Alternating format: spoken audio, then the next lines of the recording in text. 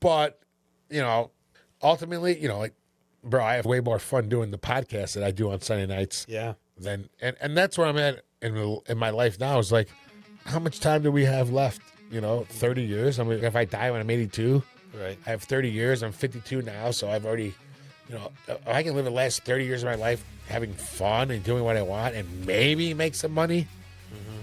Yeah. That's my goal. Hey there, welcome back to Above and Beyond, where excellence meets elevation. I'm your host, Jan Simon, and this season we're raising the bar, diving into the passion, purpose, and defining moments of leaders who don't just aim high, they live there. Big ideas, real stories. Let's get into it. Today's guest is Eric Lopez, and this is one of those conversations that hits both the business mind and the human heart. Eric is an entrepreneur who has built, sold, and completely reinvented himself through different seasons of life, including selling a business for over 7 figures. Sir. But what makes his story powerful isn't just the success, it's what came next. Now, Eric is leading the charge with the AI agency USA, helping businesses use AI voice technology to become smarter, faster, and more efficient. At the same time, he's on a deeply personal mission to improve his health, grow mentally and physically, and become the best version of himself at 50 and beyond. So, if you've ever wondered whether it's too late to pivot, rebuild, get healthier, or chase a new version of yourself, Eric's story is proof that your next chapter might be your most powerful one yet. Eric Lopez. Thank you very much, man. Awesome. Yeah. That's it. So, hey, Let's welcome. wrap it up. Thank you very much for having me. Welcome. Well, hey, I appreciate you coming on. I think I met you about a year ago when I started APN, maybe a little bit before that. Yeah, I remember really our first, encounter was the beanbag tournament. Yeah. And they told me you were going to be the mayor of Mesa is what I had heard. So I didn't know. I thought it was true at that time. Yeah, no. Is that not true? I don't know. It's funny because Frank has me in his phone as mayor. You know what's funny about that? I still have Frank in my phone as Frank APN. Oh, no I kidding. still keep everybody in my phone. Is how you I met lived them? out here. I moved out here 11 years ago. Okay. And I still keep everybody. And I purposely don't go back and change it. Yeah. That's Because so crazy. I just like to have that kind of grounding or bring it back to like this, or maybe not to even blow him up more, or not Frank particular, but any person of, like one of the guys that I met early on coming out here, Dan Aker, he's a Chicago guy, Chicago cop, still on my phone as Chicago Dan till this day. And I met him 11 years ago and have hung out with him a million times. Yeah. But I'll never change that on my phone because he's still Chicago Dan to me. That's pretty crazy. That's how I just keep it, like. Well, someday, like 10 years from now, I'm going to ask you how I'm in your phone because you'll have me. Yeah. I mean, Jan, but, that's it. yeah, right. It's just Jan. Yeah, right. Nothing exciting. Cornhole Jan. Yeah. I don't know that I like that so much. You're not in there, is it? Yeah. No. So let's start this out the way we start out with everybody. Okay. What did growing up for Eric Lopez look like? Oh, man. So I grew up in small town in Illinois. Okay. 4,000 or 5,000 people. My dad left. I have an older brother who's 3 years older than me. He's currently a D1 assistant coach at Youngstown State baseball. He's pretty much the one that I look up to as my dad. Okay. My dad left when I was 1. He was 4. And Your dad was 4? my brother was 4. Oh, your brother was 4. And I was 1. My brother was 4. And he left. My dad left us and moved to grew up in Illinois. Okay. He left and went to California, and my mom raised us. And so on Father's Day, I always tell my mom Happy Father's Day. Nice. Because she's the one that She's the one that did she's it. the one. She did it all. Nice.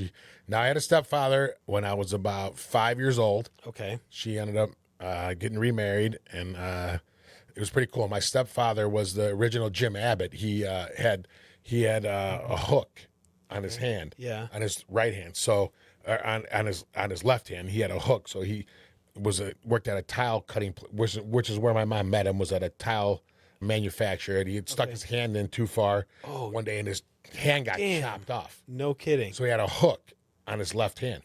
So he would when he taught me how to play baseball, he would do the Jim Abbott. He would catch And on the right hand, take it unplugged take it off, and then throw back, with the with right. the same hand. Yeah, and he taught me how to play baseball, and So for years, he raised me. Things were going really well when we were younger. My brother went to West Point. Oh, wow. He was accepted into West Point. Great childhood because of my mom doing what she did and my stepdad really stepping up and teaching me how to be a man. Because my dad chose not to do that. Yeah. I did. We did start. I met my dad for the first time when I was 7. Okay. He came back to visit from California. My grandmother lived in Illinois. My dad came back to visit, and first time I met him, I knew he was married. I was only 7, so I didn't really know what that meant. But he had a girlfriend with him. And it was funny because I remember going home and still to this day going back and telling my mom that, I met my dad for the first time, but he had some lady with him that wasn't you. Her my mom or his wife at that time. Oh, really? A whole nother person. Oh. Yeah. Oh, so my it was gosh. just chaos from the beginning of and that's how it just Wow. that's the way it's started out. Yeah. And, thank God for my mom and my stepdad who, chose to take us under his wing and grow us up to be the men that we became. Yeah. You just have the one brother? I have one brother. Okay. Yep. And he went to West Point. He ended up dropping out after 4 or 5 months of being there because it was just Too strict. insane of what when he got accepted, we had generals come to our house to interview us. It was nuts. Like we're sitting in our living room. I'm 15 years old. He's 18, so he's already graduated and he's going to graduate. And he was top 4 in his class of the school. And I went to a different school, but they came to interview us and all this kind of crazy. Like it was pretty crazy.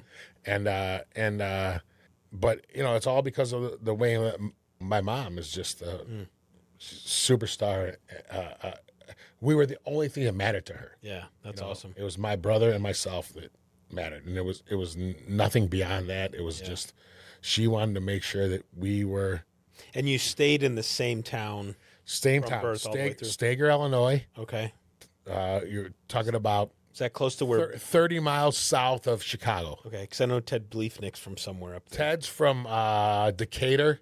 Okay. So he's a little bit south of that. South, okay. Right. So I went to University of Illinois, which is probably where I grew up and where I went to college.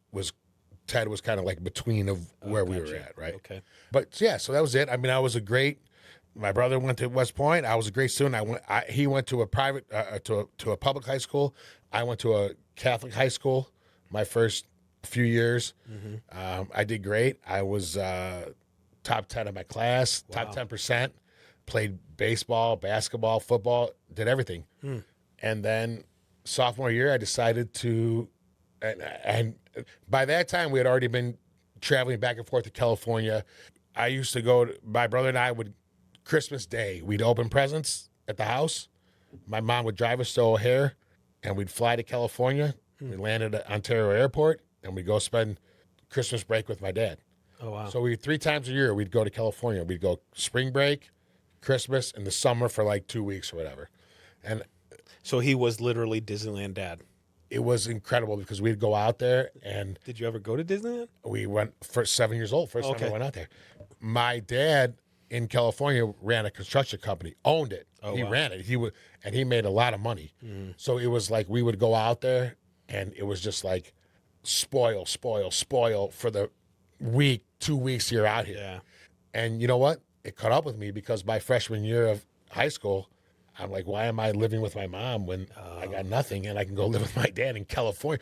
So I don't know, for anybody who's ever flown into Midway Airport in Chicago, I call it's just the road of gloom. So I would literally leave Ontario, Sunny California, Southern California. palm trees, beautiful. Yeah. It's January. So my dad's birthday was January 1st. Oh, wow. Still is. He's still alive. It was. I haven't talked to the guy in I've talked to him once in 15 years. Oh, wow. And the only time I talked to him was because my cousin was in town and she's like, let's call your dad. And I was fucked up. And I was like, let's call him. And then called him and I just started bawling my eyes out and talked to him for like 10 minutes. And it was like, I never want to talk to you again. And then haven't. And so we would fly. My brother and I would literally open presents on Christmas morning, fly to California, spend 2 weeks out there or whatever, Christmas break. And then January 3rd, we're flying back from California. You land at Midway. Freezing ass cold. Freezing cold, dark, 40, 20 below. Yeah. It gets dark at 4 o'clock in the afternoon. So you land, it's already dark. And then you're driving down Cicero Avenue, south, heading back home. And you're just like, I just left paradise. Yeah. And so that's the reason.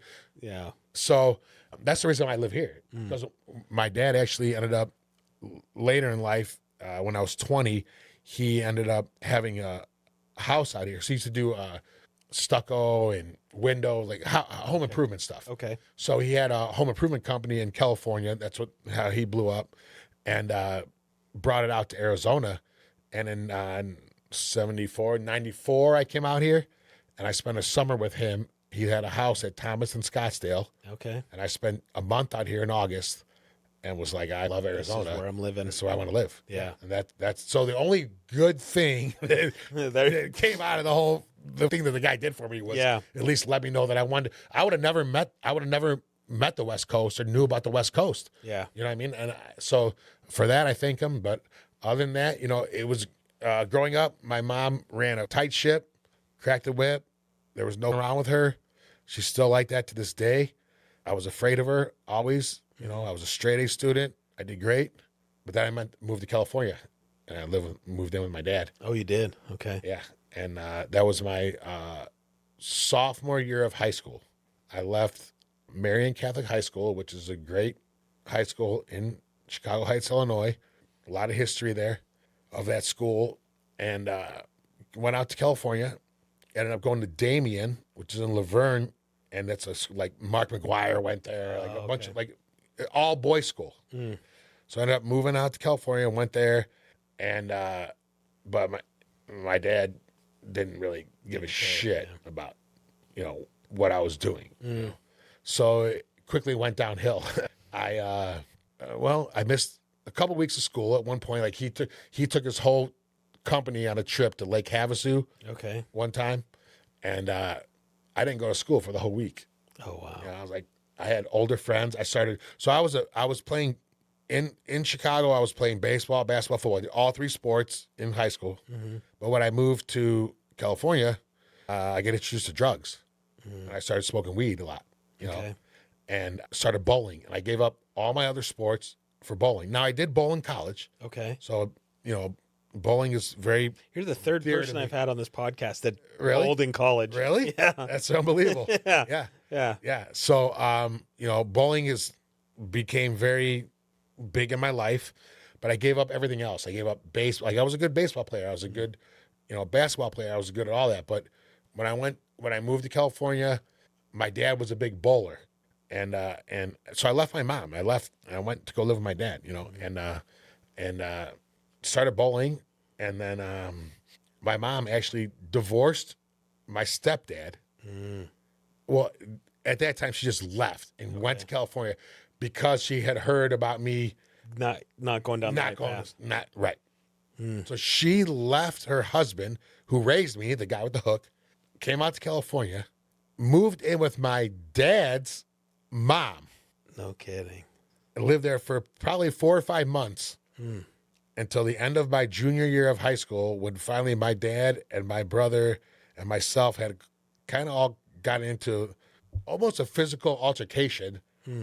And I called my mom and said, let's get out of here. And we ended up moving back to Chicago. Oh, wow. So then I ended up graduating high school in Chicago. But in the meantime of that, I had become big into bowling. So I went back to Chicago, bowled, a big part of my life, ended up high school, senior year, didn't know what I was going to do. And the University of Illinois, which I ultimately ended up graduating from, came to present the school to us and just say, like, go. And I didn't like the lady who presented it. So I'm like, I don't want to go to school there. So now, a couple weeks later, I'm watching the PBA bowling. And it was Mike McDowell was the president of the PBA, and he was bowling, and they're like, he went to West Texas State University.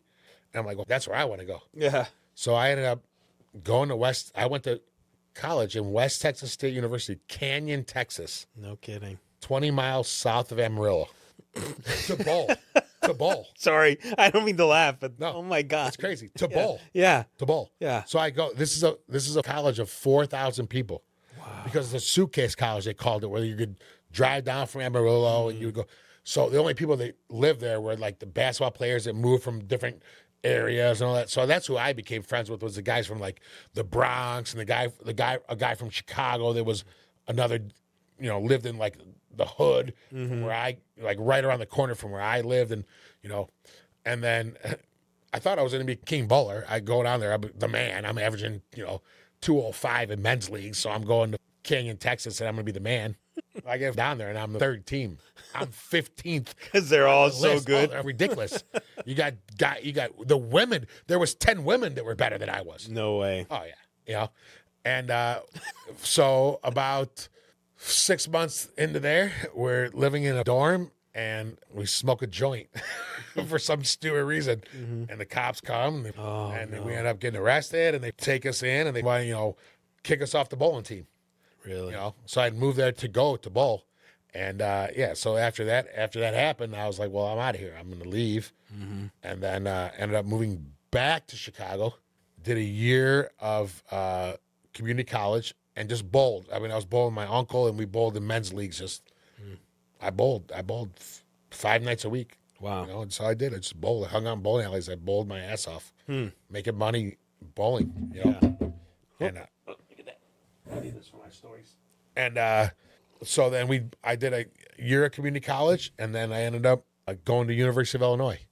So in 1995, I went to University of Illinois, and then, which is crazy because if you go, I went to this school in Texas. There was literally 5,000 people, and their bowling team was way better than the University of Illinois, who had 50,000 people, right? That crazy. So we go to there's a tryout for bowling, and I go to the bowling tryout. And the first game of tryouts, I shoot a 297. Oh, no way. First 11 and then a 7. And they're like, oh, you made the team, and then, and then, so that was it. So have you ever thrown a 300? I have one 300 sanctioned. I have a couple in practice, and then I have one ring. I did shoot a 299. So when I bowled at 297 in practice, the bowling coach came up to me and said, hey, we have a men's league on Monday night. I want you to be on my team. And I was like, all right, yeah, 100%, So then I did bowl a 299 first. I'll go first 11, 10 pin, and then a few weeks later or months later, I shot a 1-300. That's impressive. Cool. I've never come close. I mean, not even remotely close. I think I've gotten 2 strikes in a row before. Yeah. But I mean, I've bowled probably 10,000 games too. But there was I was roped into playing in this men's league in Mesa. This is years ago, 20 years ago. I don't know what it was. Yeah. But there was a kid that was there bowling, and I swear to God, every time we were there for league, by the time the night was over, everybody's standing watching because he'd do the same thing. Well, he'd roll the first, 8, 10, balls, all strikes. Yeah.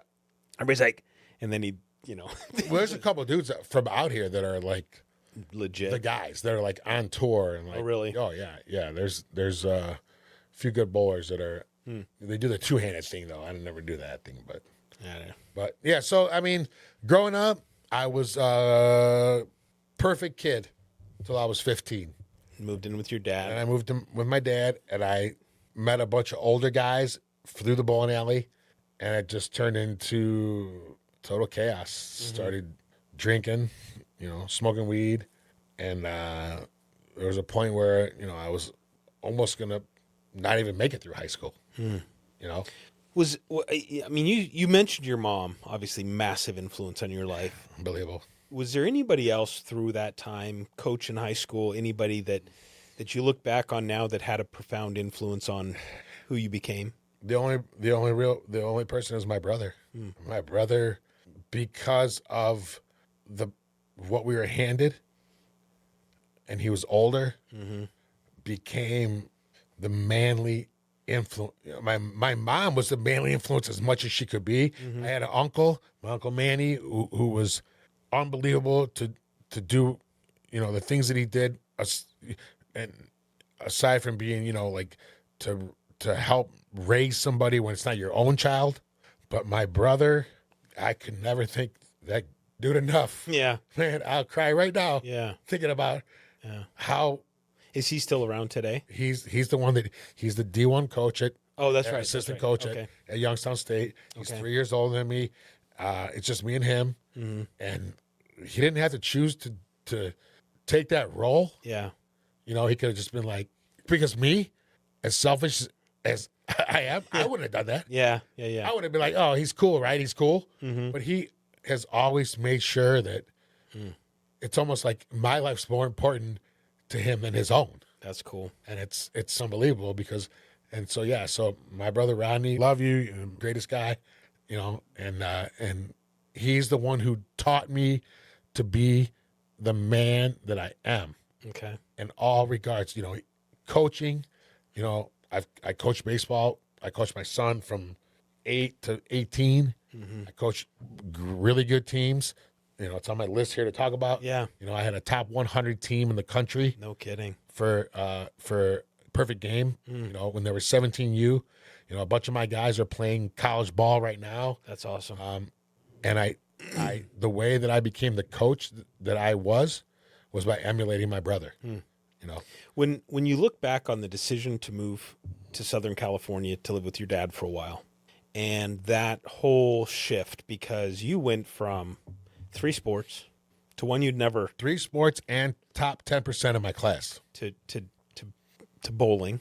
Not, and I'm not putting bowling down. No, but you went 100%. from those 3 100%. to something you didn't do, we'll say. Do you look back on that now and think, what would my life be like had I not done that? Or do you feel like that experience helped shape you into who you are today? All right, so let's get into other stuff. So I graduated University of Illinois in 1997. Okay. Right, ended up going to work with my mom and my brother. We did third-party Medicaid billing for schools in Illinois. Okay. Right, and we did it with my mom was an administrative assistant for a guy who owned the company, and that's what we did. But in 2000, we were entertaining buying him out. It didn't happen. I don't know. If people want to listen to this, they may either hate me after this or love me. I don't know which it'll be. You know, I like to believe the people that will look at you poorly after they learn whatever the story is aren't worth having around. No, I would, dude. I would. So- I could care less about Yeah. that. Like, Now- well, because I'm real. I can't make shit up. This is what it was. You know Right, what I right, mean? right. So whatever. Bold at U of I, whatever. So let's go back. Let's go back to the question. I mean, unless you want to No, continue go ahead. down. Ask the question. I just want to rewind a little bit because you have this period of your life. It's I'm up for anything. That's what got me. That's the part of the story you'll hear. I don't know what it is. I think it's important to note, had you not gone to California, do you ever step back? I think that's what it was. Do you ever step back and think what it'd been like? Okay, that's exactly. Different? Yeah. The short answer to that is, I will never change anything that has ever happened to me, even though a lot of fucked up things have happened to me. Gotcha. Okay, so that's what I was getting to. Okay. Now, went to U of I, graduated in 97, went to work, right? Everything was normal. Decided I was going to go back to grad school. Okay. I was going to go back to University of Illinois for grad school, which I did for almost a year. Okay. But within that year, one of my best friends who lived back home, I lived an hour and a half away from University of Illinois. Okay. Can I say this? I was selling pounds of weed. Okay. Well, I mean, I think Daily. the statute of limitations is probably run no matter where we are. No, well, that doesn't matter now. I'm not worried about that. I'm talking about the people. Oh, That's what I was saying. That's this where I was getting to about the fact that Oh, the people who hear the story that was the whole point of it. If people get the But that was then. Now guys are millionaires on doing what I did then. right, exactly. Well, and obviously it's legal now in a lot of places, so whatever. But it's one of those things for me. We won't go down the philosophical road. But the point that I'm going to make is, I feel like if people try to dig up things in the past to make you look bad today, it's because they're weak, because they don't have. So the thing about that is that I can't even say that those things, you can't, it made me the person that I am today. Well, absolutely. So it's like if you are, if somebody frowns upon, most people don't know the story. Like, I have a felony. I have a felony. Okay. Right? Most people, now they know from watching.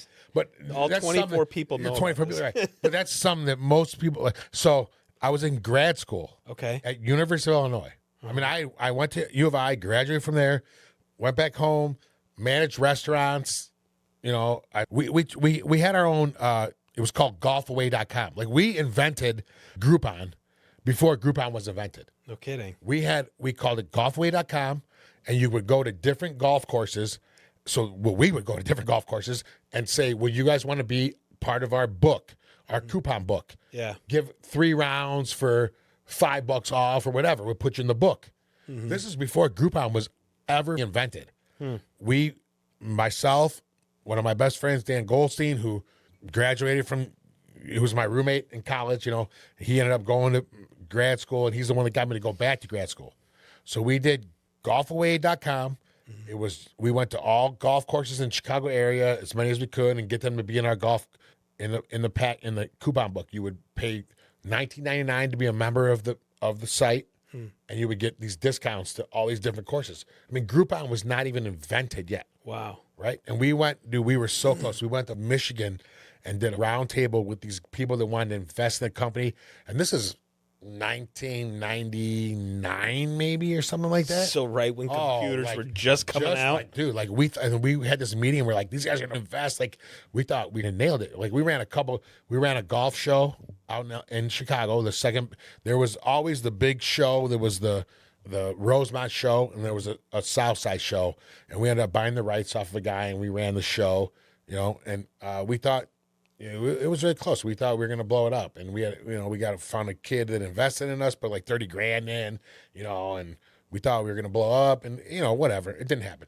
So my buddy at the time that we were growing the company, he did the Jack Tiano or whatever bartending school.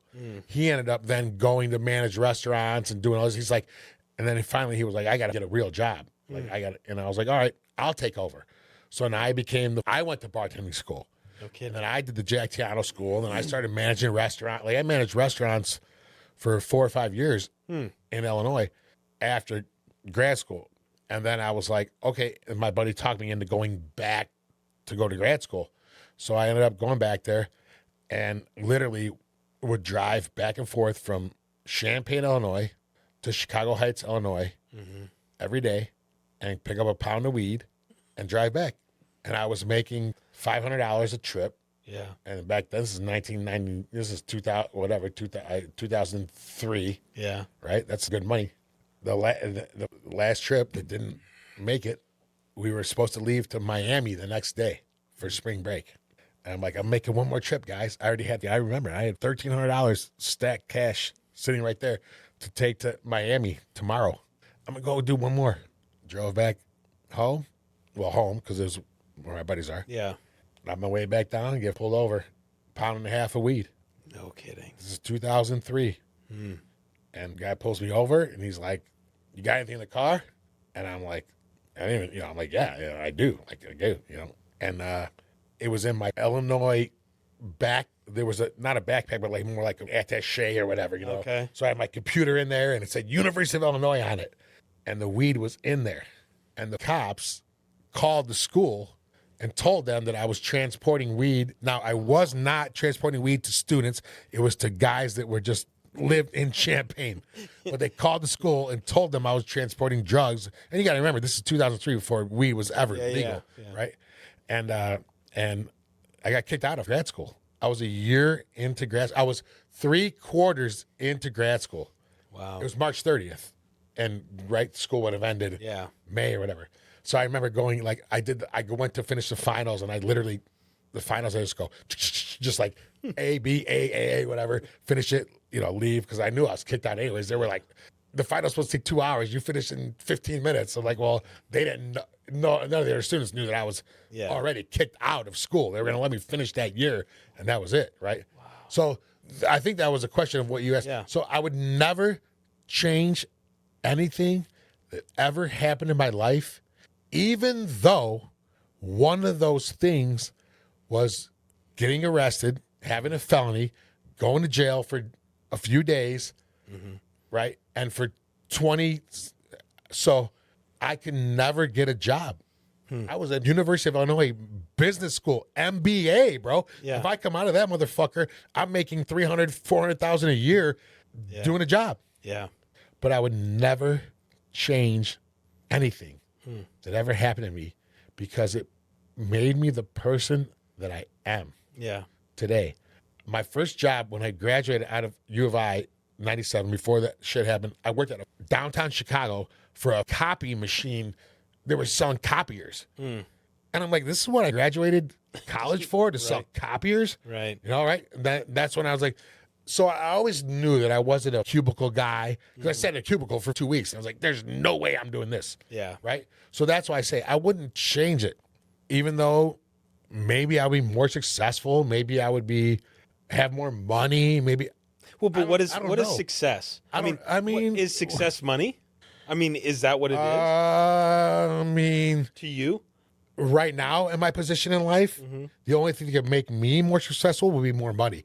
Now, because of everything I have. I have a great family. I have my wife's awesome. My kids are awesome, right? Maybe I wouldn't have had that, or maybe I wouldn't even, maybe I would think differently. You know what I mean? So at this point right now in my life, yes, the only thing that could be more successful was money. But rewind to years back, and maybe I had all the money in the world. Maybe I wouldn't have the family that I have. Maybe I wouldn't have the kids that I love. Like, you know, I just left golfing with my son today. It was great, you know? So even though it wasn't a perfect path, I feel like I've persevered to get where I am, to rub shoulders, to be with the people that I'm around, with the people that are part of the network, just everything that I don't know that I deserve to be in this position, or that I would be in this position if things worked out differently. So therefore, I would never change. I wouldn't change so I finally got my gun rights back. Okay. 2 years ago. I had to spend $3,500. I had to get a lawyer in Chicago. They wanted me to move. So there's so many rules, right? So when you get the felony, you lose your gun rights. So I couldn't carry a gun forever. Yeah. And I didn't, because I knew if I got caught with a gun, I'd go to jail. So I never had a gun. Then 2 years ago, finally contacted a lawyer out here. They said, you got to contact a lawyer in Illinois because that's where the felony was at. Finally did. Boom. $3,500. Paid it. Got my gun rights back.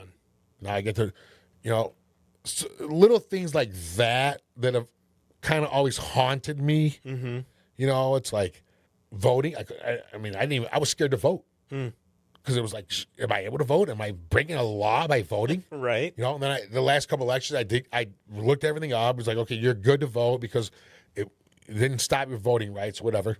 So I did that, you know, but I went from being like literally a top 10% Catholic school, perfect kid, to a few years later, a felon. You know what I mean? Crashing the bus. Yeah. Do you feel like, and you've mentioned that you've coached baseball for a while. You played baseball. Obviously, you stopped to go into bowling. You have your podcast, which is surrounded up around baseball. So I'm catching this theme that you really, really like baseball. Do you wish you would have continued playing baseball? Or was that opportunity even there? Because, I mean, obviously... the opportunity was there. Yeah. It was there. I was good at baseball. I played freshman year in Chicago. I played sophomore year in Chicago. Moved to California. They let me... I talked to the coach right after I'd moved there in California and said, can I just be around the team? Can I be part of the team? Can I hang out? You know, I get it if I'm not playing or whatever. Yeah. You know, and he let me. And then I was just, you know, I was 16 years old at the time, had just moved with my dad in California. And I think probably for my whole life, I had probably been thirsting for my dad to Care.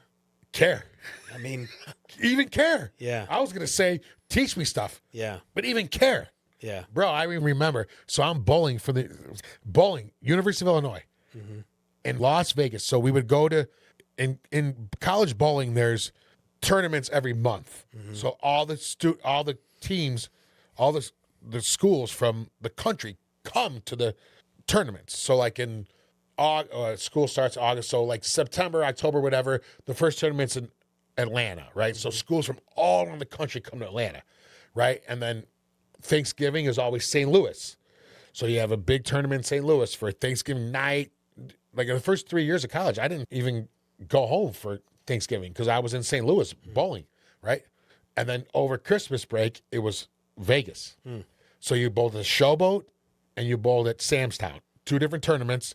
And I remember right now, bowling, we're at Sam's Town, and it's the tournament. And I'm front 6, right? Means I got the first 6, first 6 strikes. And my dad had lived in California at this time, right? I'd already been moved out there, had gone back, right? And now I was back, bowling, but was in the West Coast, and he was like, I'm going to come watch you. He had come earlier, said what's up to me or whatever, and then he's like, I'm going to go gamble, do Vegas shit, right? Well, I'm front 6, and after every strike, I'm looking back, like to see where is he? Hoping he's there. Where is he? Where is he? Yeah. Where is he? Like, he's not coming down?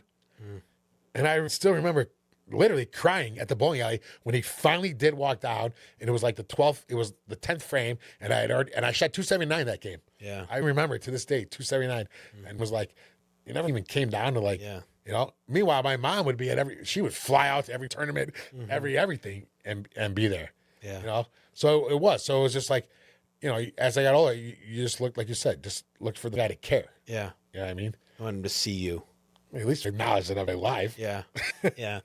Well, I'm sorry you experienced that. I mean, that. But again, okay, so how? I wouldn't change it because that made me the father that I am today. And that was the question I was going to ask: is how has that impacted the way that you are with your kids? You have 2 boys. I have a boy and a girl. Boy and a girl. Okay. Twins. Oh, okay. Yeah, they're 20. They just turned 20. How are you? How has that impacted the way you are with them and your relationship with their mother, your wife? My dad. I'm guessing. Yeah, you're right. My dad went to Vietnam. He got shot in Vietnam. All right. My mom said when he left to go to Vietnam, he was the greatest guy ever.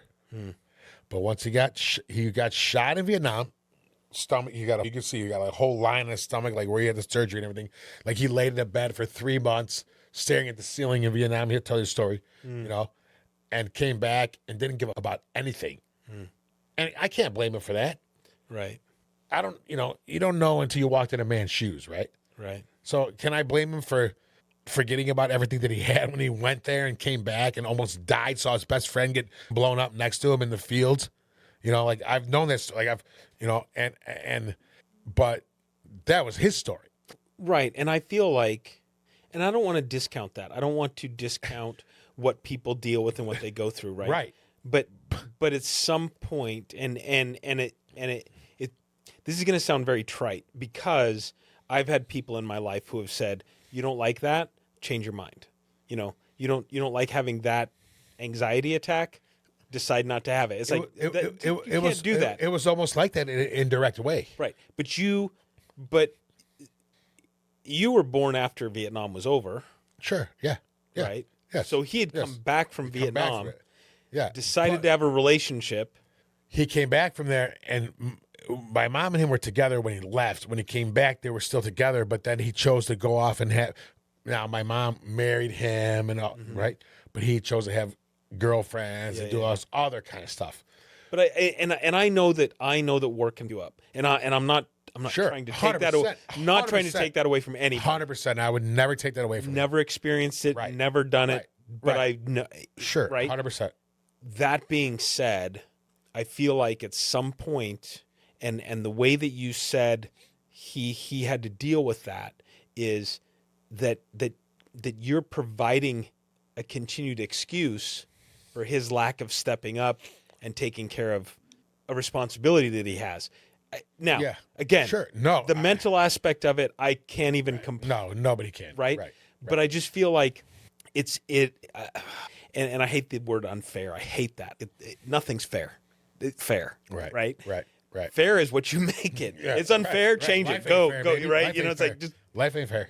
But as a kid, wanting your parents to, or your dad to acknowledge you, see you, care, whatever, and I'm going all psychobabble, but just I'm sorry that you had to experience that because you're a great guy. But that's what I'm saying. Yeah. How can I be sorry Yeah. when look where I'm at, bro? Yeah. Why would I ever? Well, at some point, you had the opportunity. I mean, perfect example. You got pulled over with 1.5 pounds of pot, right? That could have been, you get into the system, you could have used, I mean, I don't have to say the obvious, you're a Hispanic male, right? Yeah, you could have used for sure that. Now here's your crutch, right? And you allow yourself. So at some point mentally, you were able to go, okay, I'm better than this. You know what's almost crazy is I almost think that's the best thing that ever happened to me. That's incredible. That's Because impressive. that made me be an entrepreneur. Yeah. Because nobody would hire me. So I couldn't get a job because I had a felony, bro. Yeah. I couldn't get a job. Yeah. So then I get fucked. And that's why, bro, I get the felony. I get kicked out of school. I get 2 years of probation. Went from thinking I'm going to go make $300,000 a year to now I can't get a job. So I go back home. I'm back in home, Stager, Illinois, 4,000 or 5,000 people. I'm sitting with a buddy of mine who had a gutter company. And I said, Kenny, we're sitting at a bar just drinking. I go, bro, I got a felony, bro. I can't get a job. He goes, you want to come hang gutters for me and hang siding? I said, bro, I don't even know how to swing a hammer. He goes, I don't care. Come work for me. I have no other choice. Yeah. I went from going to being a CEO to now I'm hanging gutters, bro. And my wife at that time was when I met her. And I had no money to my name, nothing. And we fell in love with each other. And I'll tell you a story. It's on the list right here. So Kenny gives me the job. I go hang gutters, teaches me how to I'll go inside a house right now because Kenny Irwin taught me how to do it. And I will thank him. I thank him randomly on like Facebook, like, thank you, man, for making me the man. Because I wasn't a man then. I was a guy that just thought that I'm making life happen. I'm in grad school. I'm a good student. I'm doing this. Yeah. Meanwhile, this kid, after high school, started a gutter company. And 12 years later, he's a millionaire. Yeah. And I'm still paying bills. Right. But he gave me the opportunity, just like my wife. When we first met, we're married 20 years now. Congratulations. Right? And had nothing when we met. Nothing. She bought me, you remember those T-Mobile, the sidekicks? Yeah. She bought me my first sidekick together. She's like, I'll buy it for $350. She bought it, right? Had nothing. Wow. And I mean, unbelievable. Just to experience.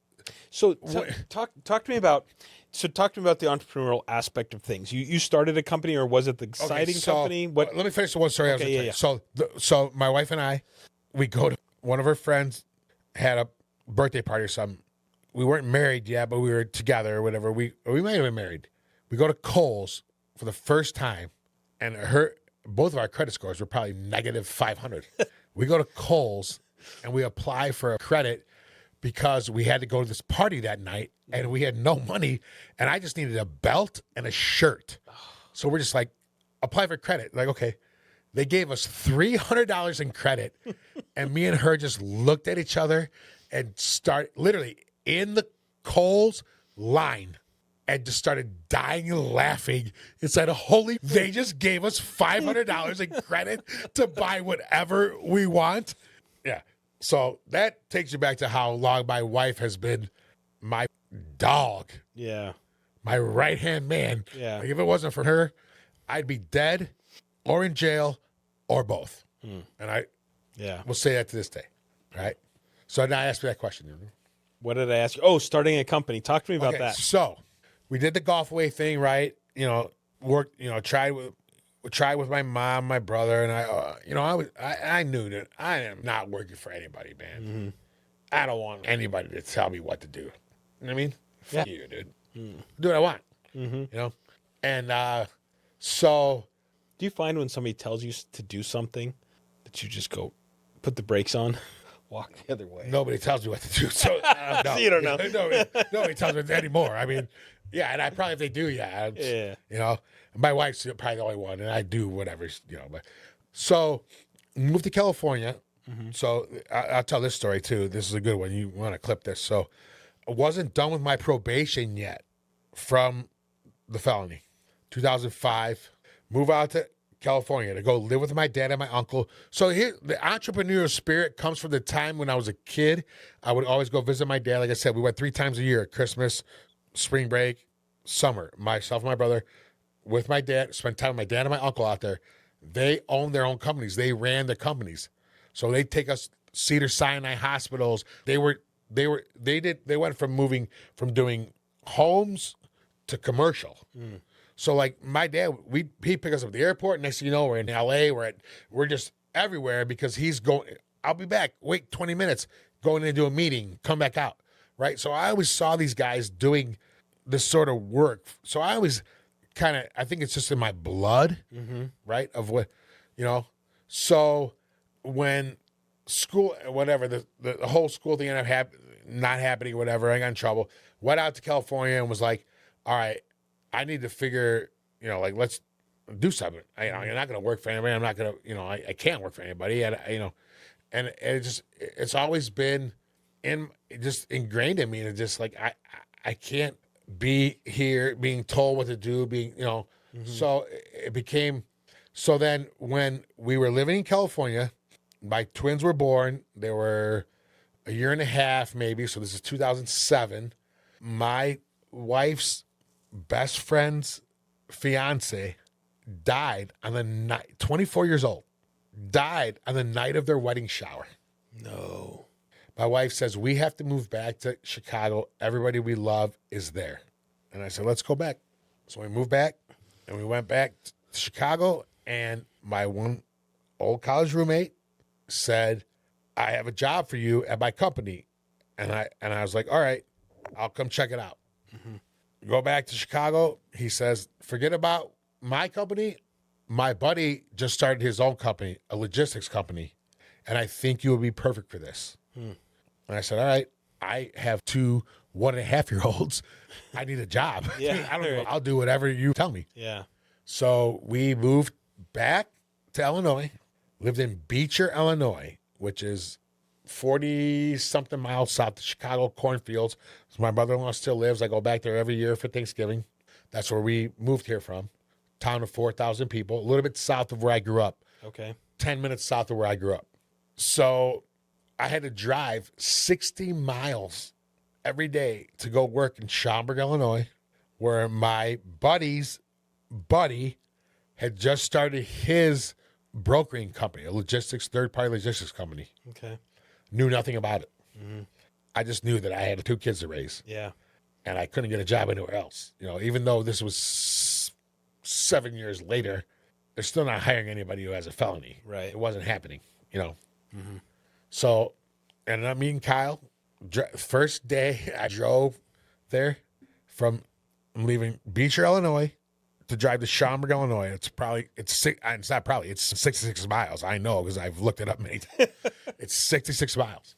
I'm on 294. I hit a bank. I get a flat tire. My first day going to the guy's house. Oh. He worked out of his basement.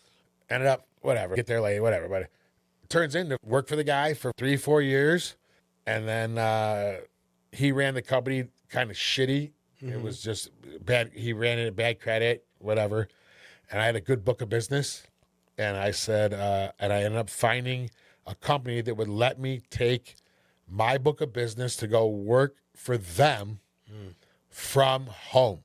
So I've been working from home since probably 2011, maybe. Okay. Way before working from home was popular. Mm-hmm. And I left him, and he was a good friend of my friends, but it got to be bad where like we couldn't move loads because our credit was so bad because he just ran it poorly and wasn't paying truckers on time, whatever. So I ended up working from home, grew my own book of business, and then and then that's when fast forward to, a couple years ago where I ended up selling that same book of business for $1.4 million. Wow. Wow. Wow. And that's what I say. How can I change anything? Yeah. Maybe I would have been in a position where I sold a business for $5 million. Right. But I don't know. Right. I don't know.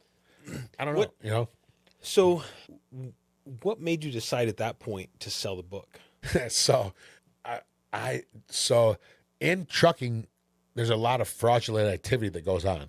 And for the first 10 years of my logistics career, that wasn't a thing. You could book a load. You get a load from your customer wants a load covered. You put it out. We got a couple different sites. They're called boards, right? You put it on a board where full truckload board. So a 53-foot dry van, which is a semi, is going to see that. They're going to call you or email you a bid on it, whatever. Or there's a sprinter van, smaller loads, 1 pallet, 2 pallets that, you're going to move, and they're going to see that, right? So it just became, just ask me. Why did you decide to sell? Oh, at that all point? right, yeah. So the fraudulent was a thing. So we used to have these boards where you put it on for the 53-footers, and those boards became fraudulent, kind of. So then, luckily, I steered away from that and had a lot of customers that moved sprinter vans, straight trucks, which are just smaller loads, right? 1 or 2 pallets or 12 pallets can move on a 24-footer or whatever, right? And those weren't as susceptible to fraud as the other loads were. But as time went on, all of it just when you say fraud, what's happening? Bro. Like I've had the FBI at my house because there's these. Somebody bids on a. Dude, they do everything. So there's like steal the cargo, I don't know, steal the cargo, or so like whatever. Like so, like big thing was like the Russian mob, right? Or the Armenians. The Armenian mob was like big out of Glendale, California. And like if you saw, so when you post our loads, if you would see an 818 area code calling you, it got to the point where you couldn't even answer the call because you were worried that they were frauds. So they would say, "Oh, whatever, we're gonna get the load." And then they pick up the load, and then next thing you know, your load is... So the biggest thing one time that happened is I had a huge customer, Pacific Logistics, and I was doing a shit ton of loads for them, making a bunch of money. This guy, Coleman Logistics, I still remember to this day, they called, they were $200 cheaper than the other truckers. Coleman Logistics, I'll give you the load. They stole... Nowadays, you email or everything's automated, you're right, where you send over your paperwork, your insurance, your everything, your VIN numbers that are part of the... But back then, it used to be faxing. You used to fax everything over. Fax me your packet, right? So they'd fax their packet, right? Get all the... Look, and it was very minimal at that time to show they had insurance or whatever. So there's this company, Coleman Logistics. They're like, they were $200 cheaper for a load from California to like Tennessee or something. Give them the load. Monday morning, they called, they say, we're not going to deliver your load unless you pay us up front. And now you're like, fuck, dude. And this has gone on in trucking for, this is 15 years ago probably. Yeah. And it's now just starting to come to the light of like, this happens in trucking. Like, so that's what led me to, now that was way back then. Fast forward to now I had built my book of business, had a good book of business. And had just gotten sick of it. And one night I'm Friday, I remember it like Friday, 3 p.m. I'm laying down and taking a nap. And one of my customers sees 18 other brokers when he's asking for a quote. So you could see that he's emailing all these people, not just you for a quote. But I was still his preferred guy, but he still sent out to other guys if I couldn't cover it. So one of the guys that's part of that CC on the side CCs me and says, would you like to come work for me? And I said, no, but I will sell you my book of business. And he calls me 5 minutes later. Really? And we talked for 2 hours that Friday. Never knew him from nothing. And that was the start of me telling him, like, yeah, I don't want to I don't want to do this anymore. I've been doing this 20 years of dealing with bullshit. The first 10 years were great because you can make a ton of money. Yeah. But trucking is the most unregulated market. You know, housing, you got to have, if you're a realtor, you got to have a license. If you're a bartender serving drinks, you got to have a license, right? But if you're moving truckloads, you don't got to have shit. You can do, you don't have to do anything. I've run into, I had a logistics company, and some of the stuff that I've found over time is, and I've run into some of those things you're talking about, but what I've seen is the DOT only requires $100,000 in cargo coverage. Yeah. Right? Yeah. But you got a $500,000 load. Yeah. You know? Well, that's all. Like, Yeah. just these That's all things. different. Everybody's 100,000 minimum. Right. If a load's worth more, then you got to take out insurance and those kind of things. But that's just what it came down to. It was like at that point, I'm like, dude, I'm 52 now. This is probably 5 years ago, right? I'm 47. I'm like, I told my wife, I was like, I've been doing this 20 years. I don't want to do this anymore. I don't want to deal with, because it used to be I could spend my whole day making money. It became where I had to spend half of my day making sure the guys that I were giving my loads to weren't fraudsters. And it was like, I don't want to do this anymore. Yeah. And just out of the blue, this guy happened to call me Maverick. I love him. He's one of my great friends now. And he asked me, do I want to come work for him? I said, no, but I'll sell you my book. And we negotiated for a few months, and he offered me 1.4, and I was like, yeah, dude, yeah, let's do it. So, okay, so from there, checking the time. We good or what? Yeah, we're good. So from there, you sell the business. What'd you do? I mean, your kids now are 20. So you sold the business, what, 5 years ago? Yeah, I would say, 5 years ago. So they're like in their 15s-ish. So I had to do a year of training his ops people to learn how to do my business, to how to handle the business and all that, which I did. And then after that, I didn't take the 1.4 up front. He still owes me, I don't want to say it, but he still owes me about $700,000. Okay. I took part of it up front, enough to, at least be clear and whatever. And then I just thought I was going to go do a bunch of shit. We tried the scat. I tried that scat documentary. Everything was looking good for a while. It didn't happen, but I was just like, I'm just going to I'm going to try to just do nothing and see what happens, Yeah. And then that's when, probably a year into it, right? So 2003 is when my buddy called me out of the blue, who was my buddy who hadn't talked to in 2 years. Calls me out of the blue and says, E, I need you to meet me. Listen to what he tells me. Haven't talked to him in 2 years. Calls me and says, I need you to meet me in Vegas next week. We just started this AI company, and I think you would love it. This is 2023. 2023. July of 2023. Okay. And I said, I'll be there. And I drove up to Vegas, and I was already had been negotiating. Like, the deal was done already for the logistics. He was buying me out. I already knew that. And I go up there, and I see what the guy. So my buddy is Dave, who from Chicago had me come out there to meet his buddy Adam, who Adam used to be a caddy at Cascada in Vegas, like a big, right, a nice course in Vegas, and but he had a lot of connections for that. But Adam's a whiz, and Adam's the one who's the CEO, the mastermind behind the AI agency. So he created this thing, and Dave's like, "Come see it." I drove up there, I saw it, and I was like, "Oh, dude, I'm in." I said, I know I'm out of logistics in at least 6 months. I need something new to be involved in, and obviously AI is the next thing. Yeah, and then took me literally 10 seconds of seeing what he took my. So he goes, "What's your company?" I said, "It's Mav Inc." Looks it up. Oh, it wasn't Mav Inc. yet. It was at that time I was still WFX Logistics. So he looks it up, pops it on the thing, spits it out, and goes, "This is everything you do, right?" I go, "Yeah." He goes, "I could automate all this." I'm like, "What?" And I said, "I'm in, dude. Not for logistics, but I'm in for whatever else that we can do the rest of the way." Oh, shit. And that's how I got, that's how the AI shit, started. Okay, so let's shelf that for a second. Spin it back. Talk to me about how your vision of leadership has changed from when you had your kids, 1.5 years old, trying to find any job you can get, go to work for somebody, take on the logistics, rolling through, I assume you've been coaching their sports for quite a while. Yeah, I mean, like that has never changed, man. I know I've always been a killer, bro. I knew from day one that I'm meant for something more than just a regular like 9 to 5 type. Yeah. You know what I mean? So it's like I can't say it really changed like my mentality. It's just the surroundings changed, the opportunities changed, because probably maybe from seeing my dad from the time that I was young of doing what he did.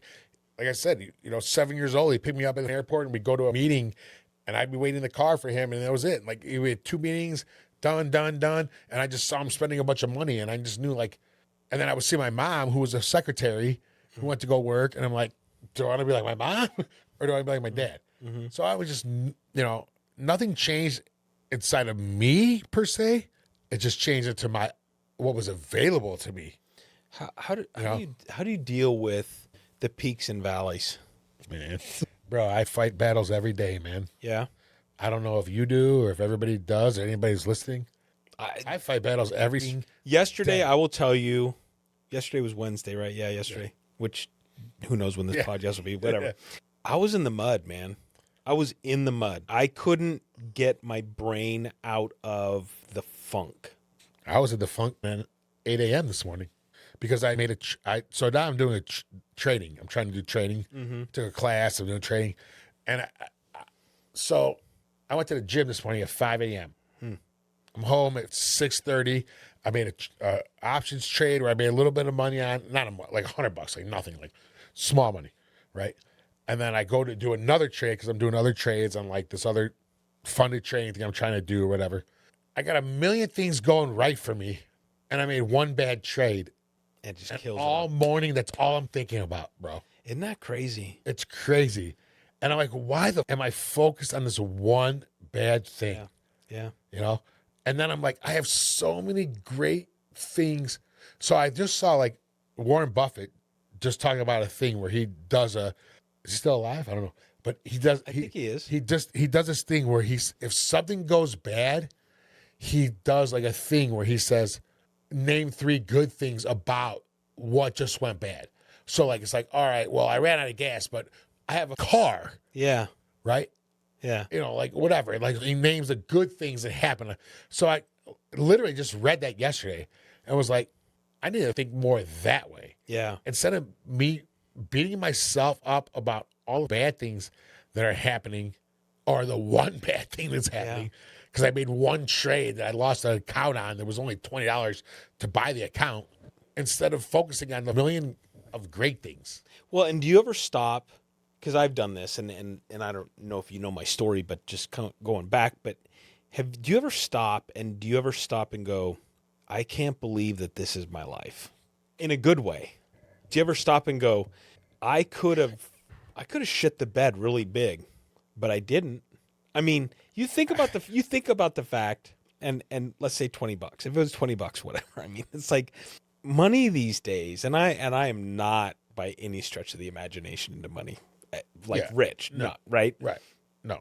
Money is still very, very important, and every dollar counts. Right. However, when you start looking at things and putting things into perspective, like somebody's like, hey, it's going to cost you $150 a year to be involved in this program. Okay, well, that's dinner. Right. That's dinner at a shitty restaurant. Right. Do you ever step back and look at your life today and go, yeah, I'm successful.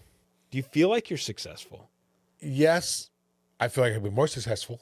I'm sure everybody feels that way, But like I said, to look at, I mean, I was raised basically by my mom only.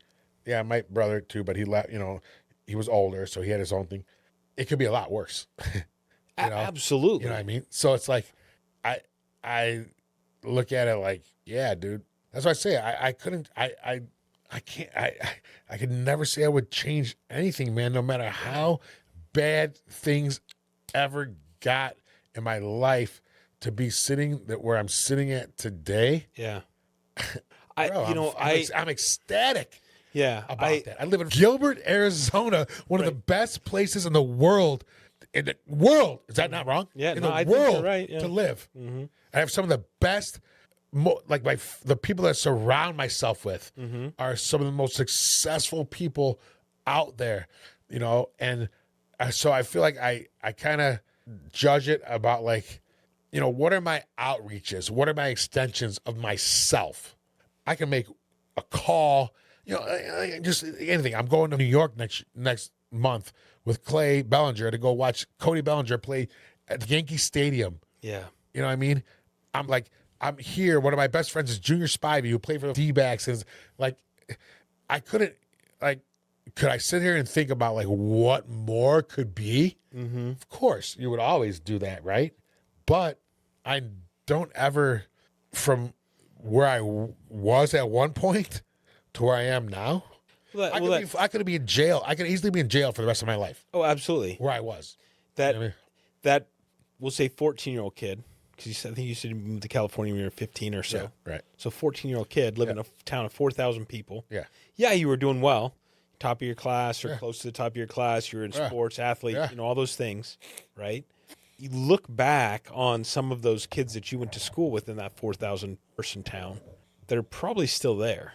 They're all, a lot of them are still there. And I'm not looking down on them because I grew up in the same place. I mean, I grew up in I think my dad used to say, oh, there's 6,000 people. It's like, you take the whole county, there might be 6,000 people, right? Right.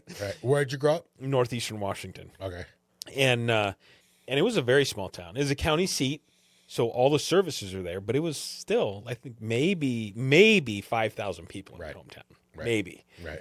And I'm not disparaging any of those people that are still in town, because I actually look at some of those people and I look at the way that at what I will say their life is, and I feel like the rat race that we run here versus what they're doing there, I almost sometimes vicariously envy them.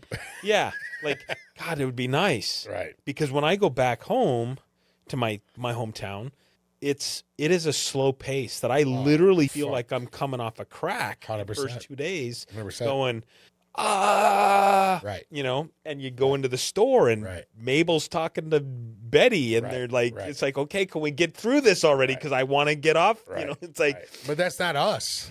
No, I mean, I am the like freaking, whether you're there from there or not. Yeah. You're different inside, you know? Yeah. Yeah. I mean, I left that town when I was 18. I mean, I still worked there and came back there a few times and stuff, but mentally I had left that town. Even before I graduated high school, I'd left that town. But it's interesting because I think about some of the things that you'd shared with us today, where it's like you could have easily, whether it was made decisions or become a victim of your circumstance, Right. you could have easily coasted into a position that is very different than where you are today. And you've brought up a couple times, and I'm sorry I cut you off, you've brought up a couple times that you didn't finish your master's degree. Yeah. I would almost argue in some situations, education is really about forcing us to follow rules, right? And not that I have a thing against education. My dad was a teacher for 45 years. I went to college, whatever. Yeah. But I feel like there is this conformity forced upon you in education that says you're going to learn this, you're going to spit these things out, you're going to sit up and sit down and shut up, and you know all these things. When I tell you to do it, Right. I want you to learn how to follow rules. Right. And you, yes, you went through that, but you haven't needed it to be successful. Yeah. I mean, who knows? Maybe it was a hindrance. I don't know. I just thought I was just going through. My mom, like my mom's parents were from Mexico. Yeah. So my mom was a single mom, and I think she was just teaching me what she thought was what American kids were supposed to do. She taught you hard work. Yeah. She taught you to show up. She did it. Yeah. She taught you to be responsible for your actions. Right. Which we should be teaching all of our kids those things. Sure. And unfortunately, in our amazing town of Gilbert, Yeah. a lot of those kids aren't taught responsibility for their actions. They're not. And I almost felt guilty to that. I almost fall guilty to that because I didn't do shit until I was 25, maybe, because my mom took care of me. I didn't have to. Yeah. You know what I mean? And I went to college. I graduated from school, and I went and did a little bit of work, whatever, but not busting my ass like I should have been. You know what I mean? But I think my mom was happy with the fact that I graduated college and I was making a little bit of money or whatever. So it was cool, you know? So it was like, almost like I kind of am like that now with my wife. You know, I have a stepson, Daniel, one of my best friends in the world. He's 25 years old. My wife had him when she was 17 years old, you know? And so she approached it different because she started working right after she had him. Yeah. Even though her parents helped her and everything like that, she went to work right away. She went to college. She was doing part-time college, but part-time working and all that, right? Me, I didn't. My mom let me coast till I was 25, 26 years old or whatever. Finally, when I was 30, I kind of got down to business. And then when I had them at 33, I got real serious. But I'm kind of at a fault like that with them.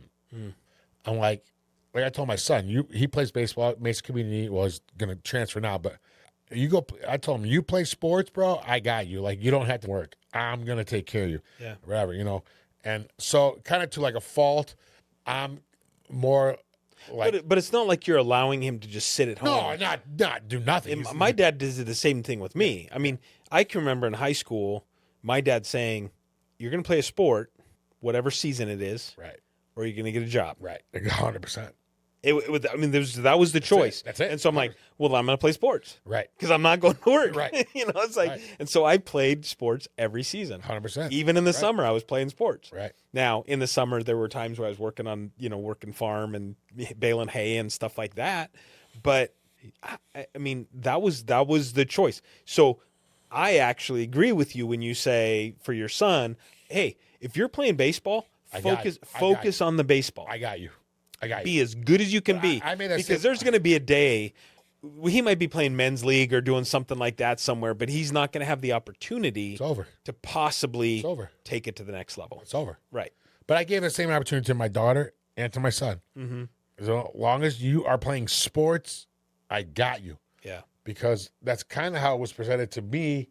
And beyond that, my mom want to get away with a lot more than I will allow them to get away with, you know? Yeah. But it set that kind of tone for me. So my wife is always like, you guys got to do it. So my daughter, she works in the hospital in Scottsdale. She's doing phlebotomy. She's doing great. But if it was up to me, I wouldn't push her as much as my wife tells her, like, you got to get a job. You got to get, we want you to get out of the house and all this kind of stuff. Mm-hmm. I don't give my kids can live with me till I'm 100. I don't give a shit, dude. But, it's, I don't know. Family's it for me, so. Talk to me about the AI agency. So the AI agency, like I said, my buddy Dave called me up and said, you gotta come here and see what Adam has cooked up. And I was like, I'll be there. Drove there next day. And at the time that it was presented to me, 2023, we thought it was going to be a one-stop shop, fix all for businesses. You bring your business to me, we're going to put it in the AI, and we're going to spin the wheel, and then we're going to tell you how AI is going to solve your business. You're going to pay us $20,000, and we're going to make you a lot of money. Mm-hmm. That didn't work because it was like, how do you monetize what you're really developing for a customer? Maybe you spend a lot of work, you develop something, it's not what they thought, and then they paid you, you didn't make, whatever. So it's slowly over time had become where the easiest thing that we could focus on to monetize was the voice systems. Okay.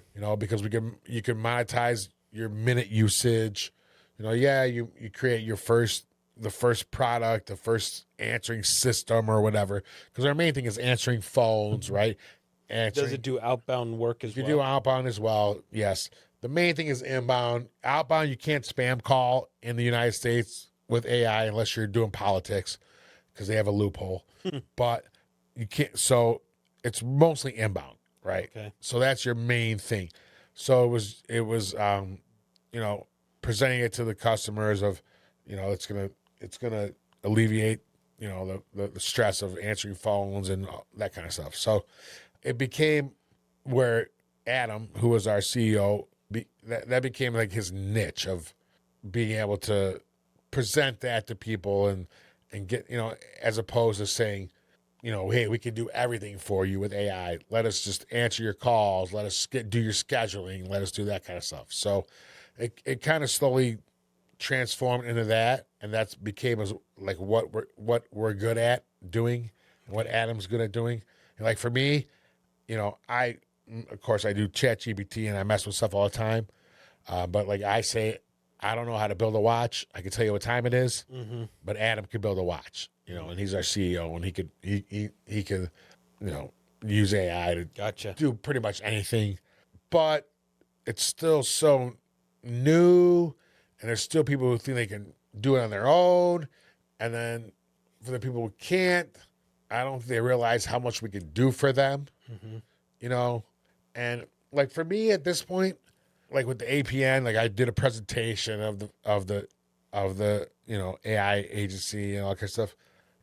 Dude, I busted my ass for 20 years doing logistics. Yeah. And I'm at the point of like, bro, if you don't want AI, bro, then don't get it. I don't give a dude. Yeah. I really don't. Like, I don't.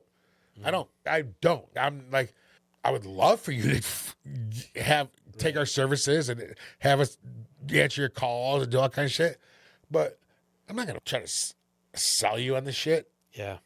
And that's just where I'm at in my life, of not monetarily, because I am by no means, even though I sold the business for $1.4 million, I'm living paycheck to paycheck right now because I make money on the dividends of my book of business, what they make weekly, right?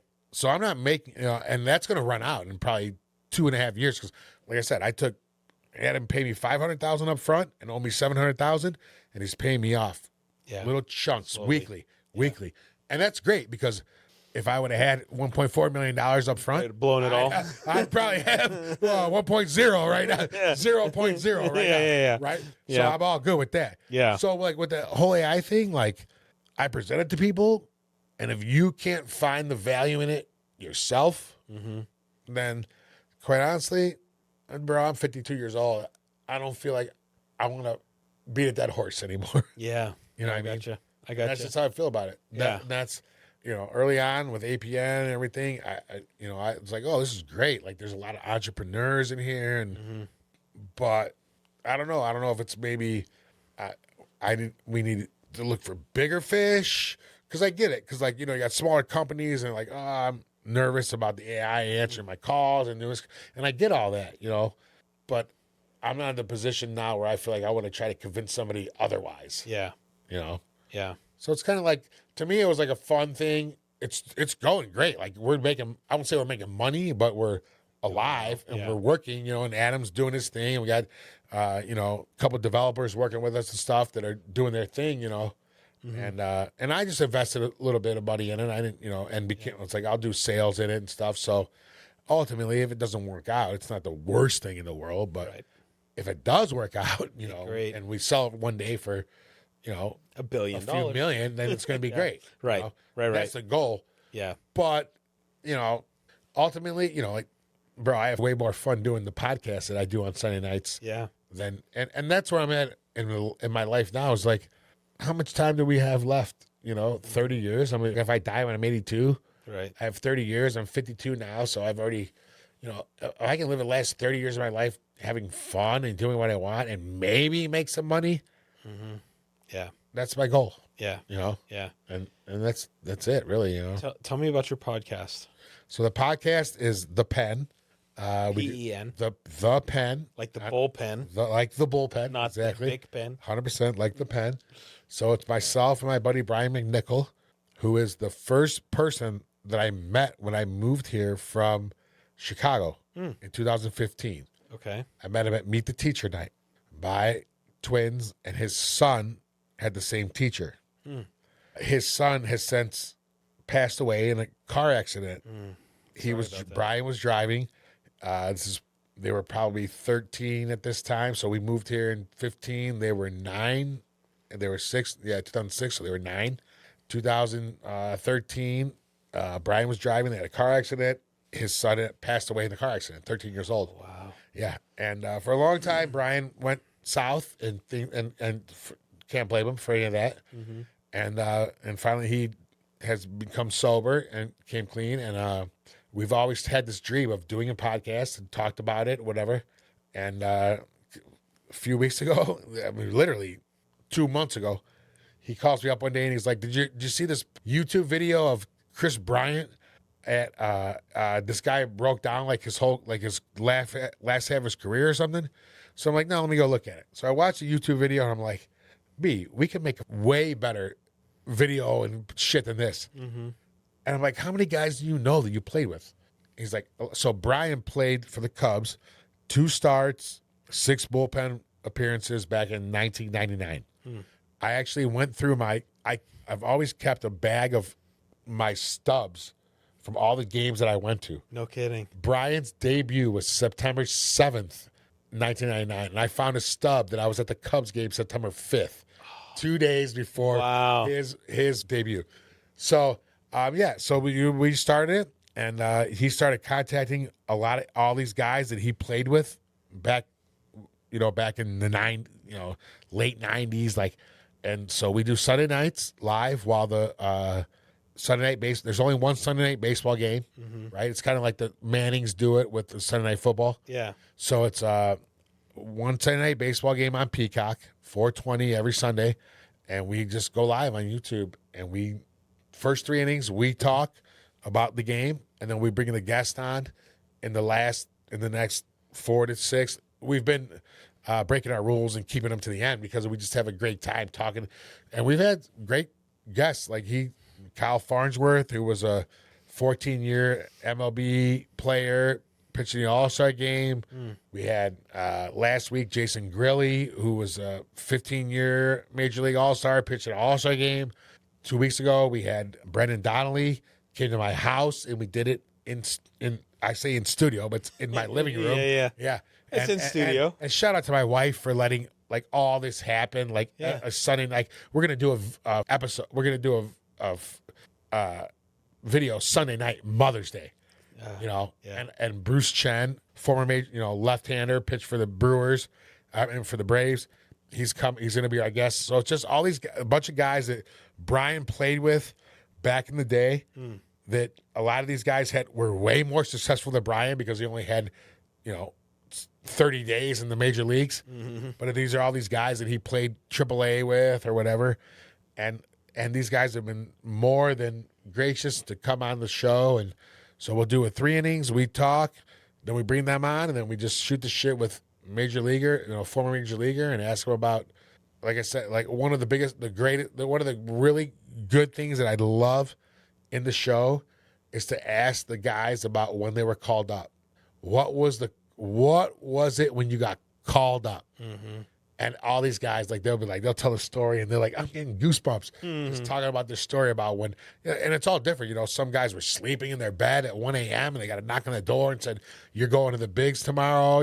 There's another guy, like Brian, he gave up 6 runs.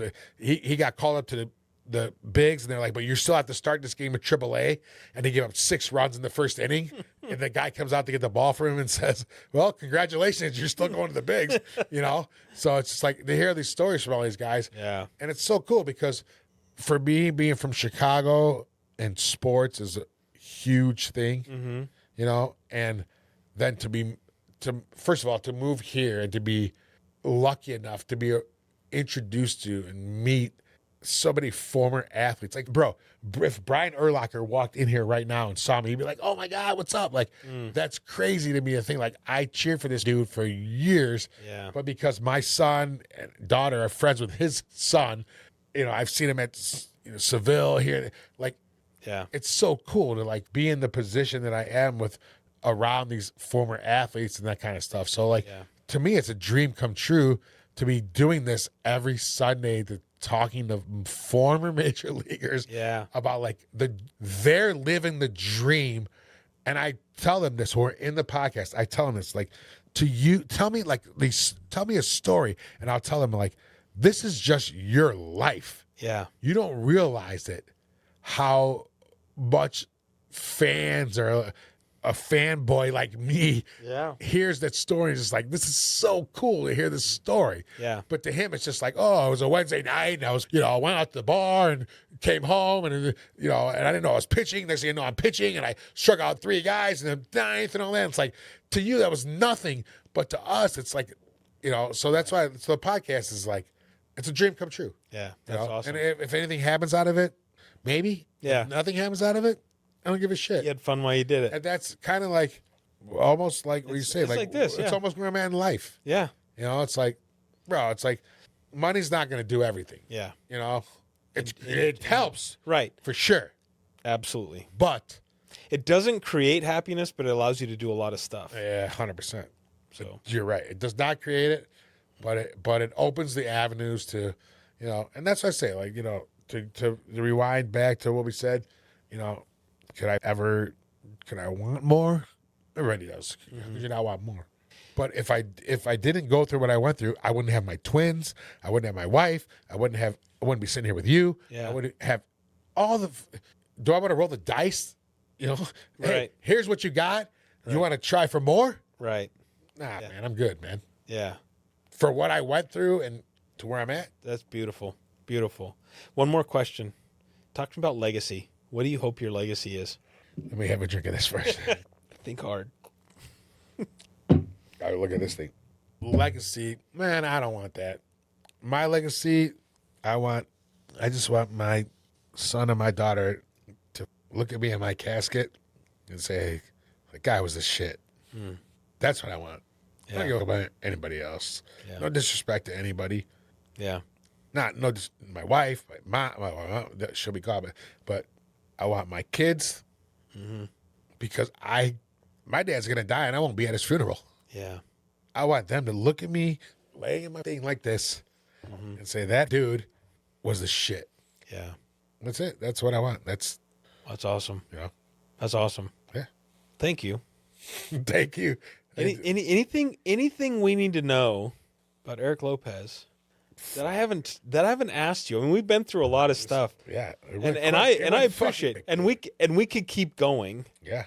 But I don't think people want to listen to a 4-hour podcast. No, I mean, I'm not. Let me see what else I got. I don't know. I do have some notes here that's like Things you should cover in the podcast. Anything I didn't ask that we didn't cover? I mean, I caught a robber one time. That was not a big deal. Let's see what else. Before or after you had your gun back? No, that was before I even lost it. This was in University of Illinois. Winter. This is a good story, actually, though, so let's tell it. So my girlfriend and I at that time, had gotten into an argument, and I had somehow Friday night went to go do a study session, came back, and the screen was cut off of my window. And I literally thought it was just my crazy-ass girlfriend that did it and tried to get her shit out of the house. So I go into the apartment. This is at 309 East Healy. I still remember it right now. And I walk in, and I go in, and first thing I did was go check the caller ID in my roommate's room. And I look to see if she called me because I was worried that I was hoping she called me. So I look down, and all of a sudden I see a guy prancing out of my room. Because I was in my roommate's room. He comes prancing out of this room, heading for the door. And I go, what? And I grab him, and I wrap him up. And I'm like, have this guy wrapped up. And I start knocking. He works his way to the outside. So these are the apartments the doors are to the outside. Right? Okay. So now we got a door here and a door here. And I'm just banging on the doors. And I'm holding this guy, and I'm like, help, I caught a burglar, help. No shit. Finally, it was like a courtyard, right? The two, we're on this side, and there's another hotel, another apartment building on this side that just mirrored ours, right? So we're 3, I'm banging on 1 and 2, nobody comes out. I'm holding this guy. This is 1996 probably. And I'm holding him, get to the middle of the courtyard, December, snow on the ground, everything. This little Mexican dude comes out with a wife beater on in his socks, wife beater and sweatpants, and comes and wraps the guy up and goes, hit him. And I said, I don't want to hit him. I just want this guy out of here. And he held on to this guy till the cops came and arrested the guy. So that was a really good story of when And so I was supposed to go to California for spring break, and I was going to take the girlfriend who cut the screen off, I thought. And then I got summons to court for the week of spring break. Really? And couldn't even do the trip. And then we drive down, me and my roommate had to drive down to Champaign, Illinois. Mm-hmm. Hour and a half drive, whatever. Get down there. We're waiting in the outside, and they're like, the guy's name was Jerome Williams, I think was his name. And about to go in to testify, and they're like, he pleaded guilty, 6 years in jail because he had a prior, and you guys don't have to. You don't have to show. Court. Yeah. So you wasted your spring break or whatever. Whatever. So that was another story that I had on here. I don't know. Dang. Yeah. Other than that, I mean, I don't know, man. I was a 60th member of APN. Do you know that? No. So you've been around for 6 Yeah. 7 So years. this is a good story. So Frank, shout out Frank. He told me to shout him out. So Todd Shipma. But, hey, Frank, when you hear this, you need to send both of us a text. Yeah. If you hear this, Frank. And let us know that you listened this far into the podcast. Yeah, you motherfucker. So Todd Shipma, you know Todd, yeah. right? I've known Todd since, what am I, 52? I've known Todd 30 years. Oh, wow. Yeah, I known him back in Chicago. No kidding. So he was good. So the guy, Kenny Irwin, who was the one who gave me the gutter job, and one of his brothers was Sonny and Mikey, and Todd was friends with those guys a little younger. So we used to hoop against each other like back in the day. We used to call Todd Kramer. That was his, he looked like Kramer, dude. So that was his nickname. So Todd, if you see this and you text me and say Kramer. Yeah. So we would all call him that. So I knew Todd for years. So then Todd was living out here, and then told him I was moving out here, whatever, moved out here. And then he was doing he's waste management. So he was doing the garbage for Frank's schools when Frank was just a principal at Imagine Prep. Yeah. So he had it was at Las Colinas one day, and Todd has a foursome, and he hits me up. He's like, I can't make it. You want to take the foursome and just bring some friends or whatever? I was like, yeah, I'll go. So that's when I ended up meeting Frank the first time. Kidding. Las Colinas. We go to, we're at the tournament. We come around to, after the dime, he's doing a putting contest. Frank taking everyone's money. There's a putting contest for, if you make the putt, you win a ticket to win the TV, right? I must have spent $350 trying to make the putt. I kept missing the putt. And like, you take credit card? He's like, yeah. And then he goes, you might as well just have bought the TV by now. Yeah. So I ended up, he texted Todd. He's like, who's this guy? I love him. That's and then he told me about the network that day, and I was literally the 16th person to join Above Par. No doubt. Yeah. That's awesome. It is crazy. That's awesome. And yeah, Frank and I we've been around the country together, many trips, That's so cool. Yeah. So I don't know. Other than that, that's about it for me. I don't. Well, I appreciate Like I said, it. I can sit here. We can sit here. Yeah, I've sit here forever. Yeah. We'll have to do a follow-up sometime. Yeah. Actually, I would love to come on your podcast just to sit and watch. I mean, I don't have anything probably to add to baseball. I love baseball, but I just don't. It's fun. I love it. I mean, but hey, everybody who comes on gets a gift. You are no different. So I've got you, man, come on. a gift.